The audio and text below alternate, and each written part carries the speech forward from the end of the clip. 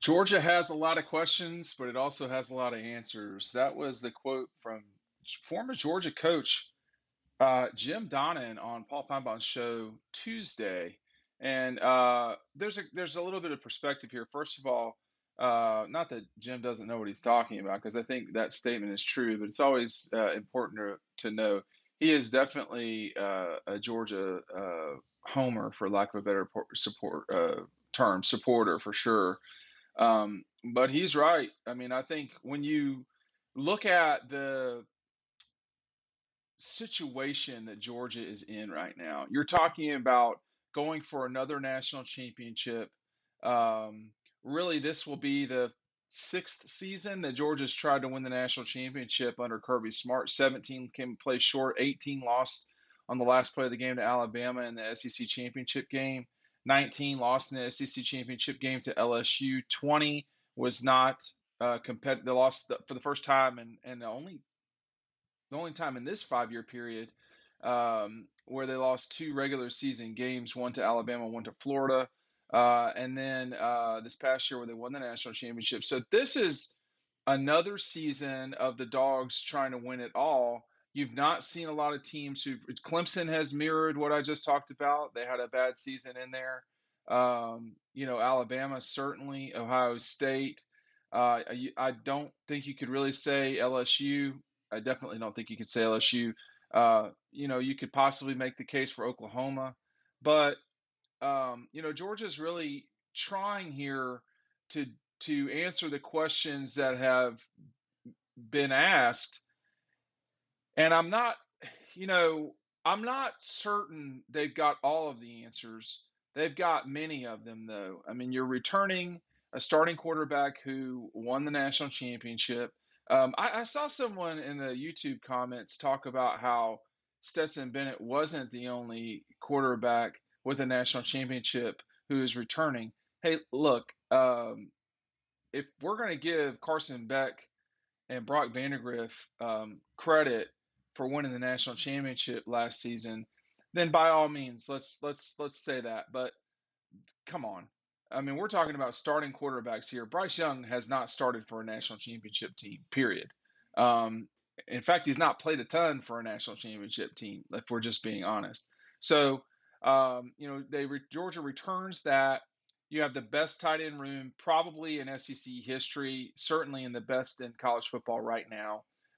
You've got an offensive line that is returning McClendon, Jones, Van Pran, Ratledge, Truss, and Erickson, who are all starters at some stage. So that's six returning starters of some sort. Tate Ratledge only started the Clemson game, but he won that job, and then he got hurt in that game. So you got that. The receivers, you lose George Pickens and Jermaine Burton's gone, but you're returning Blaylock. Oh man, uh, Jackson, Blaylock, Rosemary Jackson, McConkey, Smith, Mitchell. Um, they've got some guys, man, for sure. They've got some guys. And then on the defensive side of the ball, which is really where Georgia is going to have to replace folks, uh, the defensive line should still be good. I'm not sure if it's going to be as good as we've seen in the very recent past. But you've got Jalen Carter, who's the best defensive player in the country, returning. Zion Logue, who I've talked about endlessly here. We're going to see what Williams, Ingram Dawkins has to have to say.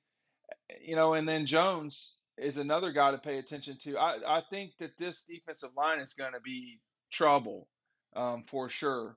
The linebackers might be the one spot where Georgia is going to be asking some questions where we don't totally know what that situation will be. But on the outside, you return Nolan and Robert Beal, who are the two guys that very possibly could lead the team in sacks. This team is loaded. Secondary returns a lot. Christopher Smith, William Poole, Keely Ringo. You got a lot of guys back. Nyland Green, Everett, Starks will be there. I don't know how much. And then you got Jack Podnesley. You're gonna have to replace your punter. That's a problem. We're gonna see what happens there. Make sure you're picking up DAWGSTRUCTION today. The books are on the way to me. Do not get delayed. I'm not ordering these in these massive batches anymore. If you get, I leave this thing over here constantly. If you get Ah, if you get the if you get DAWGSTRUCTION today, you will get this. You will get Brock Bowers in your mail. Okay, so that's going to be in your mailbox sooner than later. Do not miss that. This I've only ordered a limited number of. So if you want the magazine, pick it up now. Order it now. At the pace we're going, I don't want to say how quick it's going to be that those are going to be gone, but th- I did not print nearly as many magazines. I did not realize they would sell as well as they have, but they have. So get that today. The link is down below. I think Jim Donnan, obviously is a big Kirby fan. He's a Georgia guy. Um, I there's no doubt that Georgia has got some questions. But in going over it there, I mean, I think the biggest question mark in theory are the linebackers, the middle linebackers, inside guys. If you solve that riddle, then you're going to be where you want to be. There's just not a lot of teams that have the depth of talent that Georgia's got right now, and it's creating a real problem for their competitors, because what's going on is you're having a Georgia team that can develop guys as you go. They're not playing Brock Vandergriff, Carson Beck. It's just examples. I mean, Carson Beck is, to me, noticeably better than he was a season ago. He was pretty good in the spring, but he looks better to me for sure. Can he command the offense if he needs to? You never know when you need your backup quarterback, but I'll tell you at Georgia, you need him a lot more often than you'd think. Okay? So this is a team that is set up to run to the playoff. There's no doubt they should be in Atlanta. Okay? The question is there going to be a situation where they have to win that game to get to the playoff? Can they run the league undefeated 2 seasons in a row in regular season? That's asking a lot. Okay. I don't think they will have a terminal loss before December, if they have a terminal loss at all.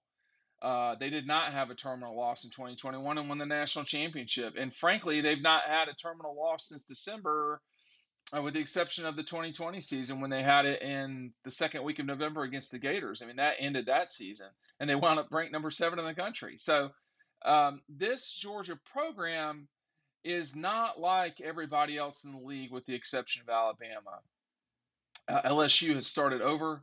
Texas A&M has revved their engines a lot. They just haven't crossed the finish line yet. Um, I think LSU is the one, for all the talk of Texas A&M. LSU is the one that I think could really be trouble in the future, because they have a quality head coach who is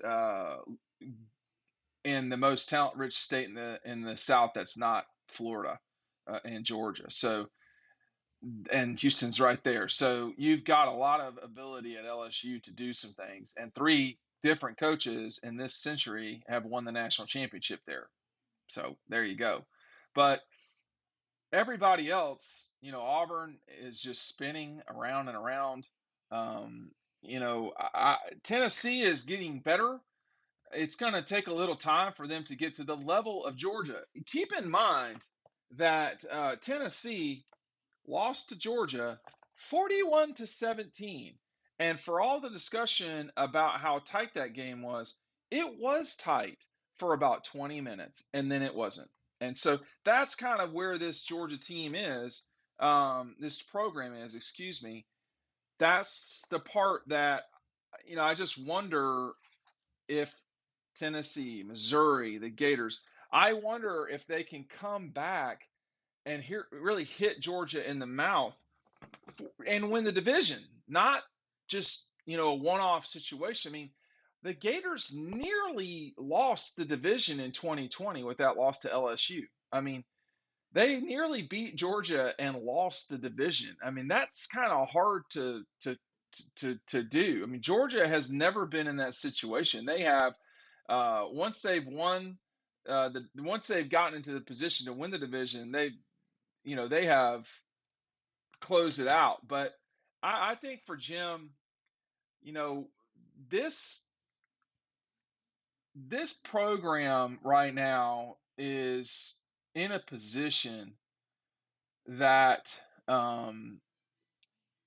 it's just going to be hard for folks to, you know, catch them. They do have a lot of answers.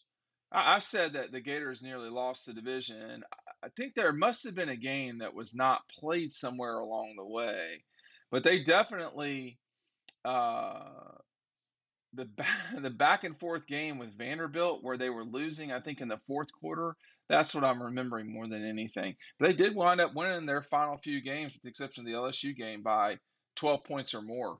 They goofed around with Tennessee at Neyland a little bit too. Tennessee.